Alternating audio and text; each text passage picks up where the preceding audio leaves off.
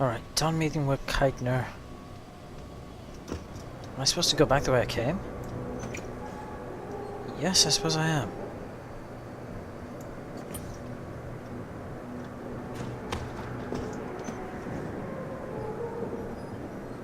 Another vent.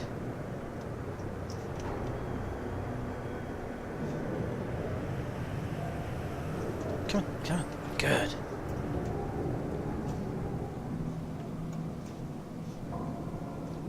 Huh, that's nice. Dropped it right through the grill, the grating.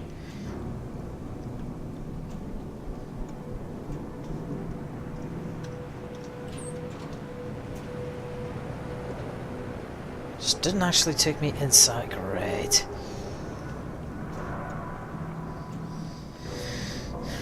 I'm going to assume they're still hostile. Yes, they will be set to go back into the facility. Most of which I've already checked out, interestingly enough.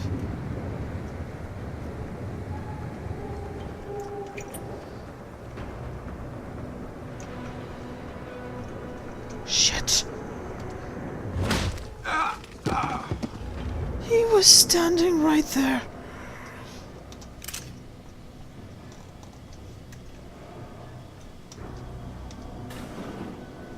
Come on, you.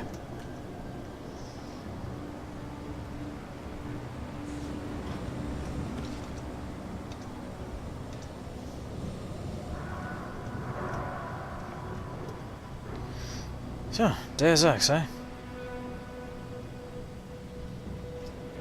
Oh, right.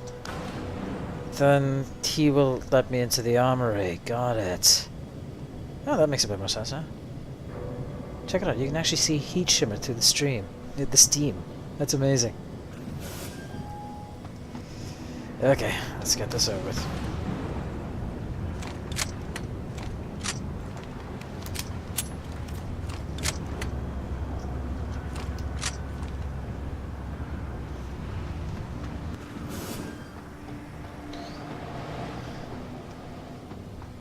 Huh, perfect timing.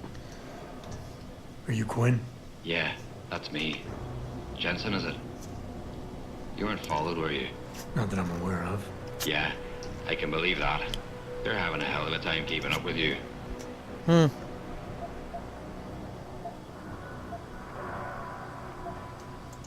I intend on keeping it that way. Well, you've certainly ruffled a few feathers higher up. It's not like they don't know you're here. Stowed away on the ship, I mean. It's only a matter of time before they bring the hammer down. Put a stop to your gallivanting on the base. I just hope I'm not near you when the iron's hot and you're on the anvil. Look, Keitner said you can help me. Can you? Yeah, she told me to be expecting you. I'm just glad you came as soon as you did instead of going off on your own. There's enough kegs of powder lying around here already without throwing another loose cannon in the mix. You know how much we're risking to keep you off the radar? We've only got so much pull around here.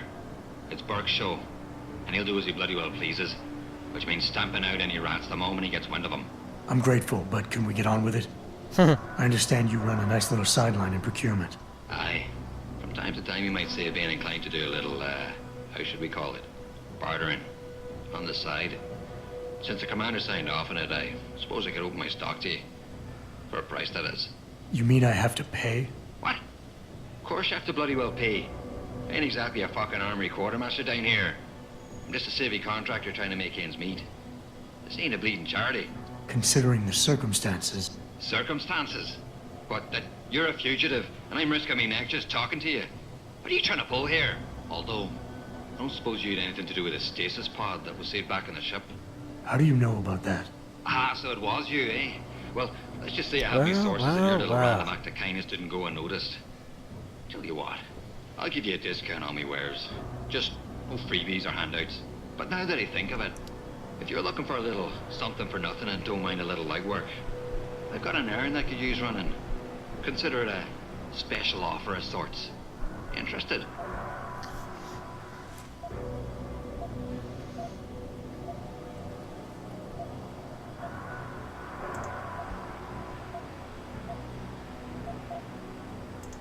Tell me about the commander, Keitner. Lieutenant Commander, officially. But the grunts don't pay no mind to that. She's the commander as far as they're concerned. It's the Reds who stick to the formalities, you see. Because they're Burke's boys. The spooks. Special operations. You might say there's a bit of a division of loyalty among the troops. Between Keitner's men and Burke's? Aye. Since time immortal, there's always been a rivalry of sorts between grunts and spooks. I always assumed it came down to ego. But it's different here. Probably because Burke's different. What do you mean? Well, for a start, the man might be a righteous prick, but he's got the respect of his men. And the higher-ups think he's a visionary based on some fancy tech he drummed up a few years back. In other words, the man's got a lot of influence and a lot of power, and, well, I don't think that old proverb needs repeating here. What can you tell me about this base? Nothing you don't know, probably. To the outside world, it's a bell tower naval logistics headquarters and supply point for their Pacific operations. Beneath the surface, though, it's much, much more. How so? Look, nothing personal, mate, but I prefer if the commander did most of the informing. As far as I'm concerned, the less I know, and more importantly, the less I say in this matter, the better off we all are. Yeah, fair. What exactly do you do here, Quinn? In a more civilized world, you might say I pass for the base's lead maintenance engineer. But if you look at it from Beltar's point of view, I might as well just be a glorified janitor. Pays good, though, so, you know, not complaining. If the pay is good, why the underground market? But why not? You see, civilian contractors operate under different jurisdiction when it comes to bringing outside goods into the base. As well, the rank-and-file grunts can only order and receive essentials, toothpaste and the like. I, being the entrepreneurial chap that I am, from a more robust catalogue of goods and services. You know the sort. Smokes, beverages, and gentleman's literature. How does this involve weapons? Now, let me finish. As an enterprising fellow, I require an exchange of valuables for these slightly less than essential supplies, and often receive some very non-civilian contractor-regulated equipment in exchange, if you catch my drift. Now, normally, I launder my stock through a contact on the mainland, but a deal in Shanghai recently fell through, so lucky for you, I've got some excess inventory to move. Consider this whole arrangement a matter of fortunate timing. And Keitner is okay with all of this? Not exactly. You see, some time ago, the commander got wind of my little operation down here. But before she could throw me in the brig, I offered her something I knew she couldn't refuse. Information. I ain't bragging, but I'd managed to build myself quite a little network of sparrows and gophers. I'd known for a while that she'd been at odds with that prick Burke. In the end, we reached a rather simple mutual agreement. I keep her in the loop, and she keeps my neck out of the noose, so to speak. Interesting, very interesting. All right, tell me about this special offer. I didn't say I was going to accept it. I don't know if you've noticed yet, but this base is packing some serious heat. Especially in the form of those walking brick shithouse boxcars. If you get me a few odds and ends, I might be able to whip up a little something to make getting around easier, if you catch my meaning. What kind of something are we talking about here? Nothing fancy. Just a 329 series MPRS. A rocket launcher? That's right, mate. And custom built. By yours truly, of course.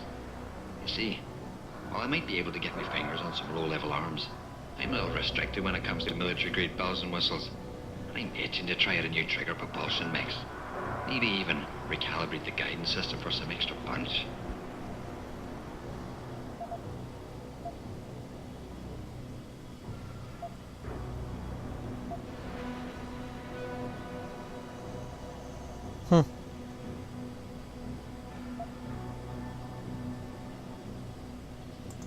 I'm not convinced jury-rigged explosives are exactly my style. Look, I'm not telling you how to do your job or anything, but you might want to consider carrying a little extra insurance while you're here.